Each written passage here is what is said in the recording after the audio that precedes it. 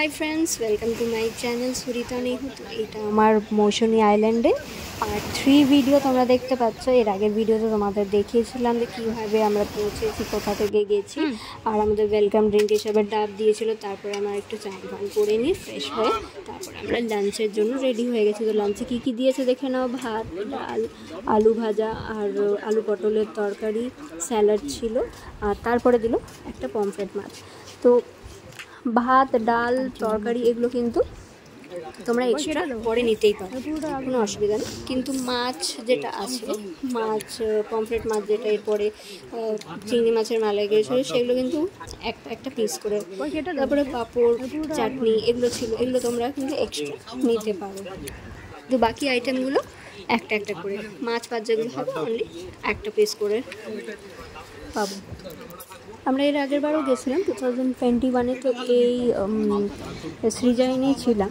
তো এর আগের বার কী হয়েছিলো কি, চিংড়ি মাছের সাইজটা আমরা একটুখানি বড়ো ছিল। এবারে দেখো এই যে সাইজটা, এটা একটু ছোট মনে হলো, কিন্তু টেস্টটা খুব ভালো লাগলো। মালাইকারি টেস্টটা কিন্তু ভীষণ ভালো ছিল।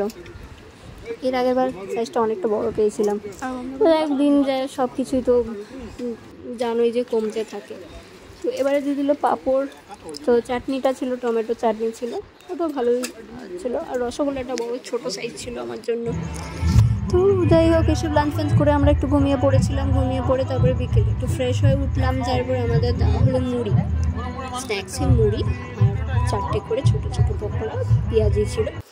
তো ওটা আমি আর বেশি খাইনি, কেন কি এরপরে চলে আসবে আমাদের বারবিকিউ চিকেন। আর বারবিকিউ চিকেনের হচ্ছে 1 কিলো, ওরা দিয়েছিল 450 রুপিস। তা আমরা 500 গ্রাম নিয়েছিলাম।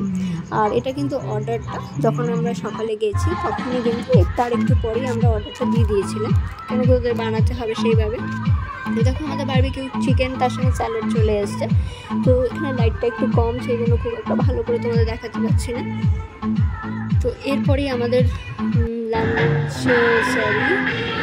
ডিনার চলে আসবে। তো তার আগে আমরা একটু নাচানাচি করে নিলাম, মানে মিউজিক চলছে। তো আদার্স যারা ছিল তারাও অন্যদিকে নাচছিল, আমরা এদিকে নাচছিলাম, একটুখানি এনজয় করলাম। আর সমুদ্রের ভিউটাও খুব সুন্দর লাগছে, ভীষণ হাওয়া আর জোয়ারও ছিল। এই কোপালের আগে যখন গেছিলাম অতটা জোয়ার পাইনি, অনেক দূরে সমুদ্র ছিল। এবার শুধু দুপুরের দিকটা দূরে, তারপরে আবার সামনে চলে এসছে। তো এটা দেখো হচ্ছে সকালের ব্রেকফাস্ট। তো তার আগে বলি আমি ভিডিওটা করতে পারিনি রাত্রের, কারণ তখন দিয়েছিল হচ্ছে আমাদের রুটি আর চিকেন, আর তার সঙ্গে ছিল তরকারি।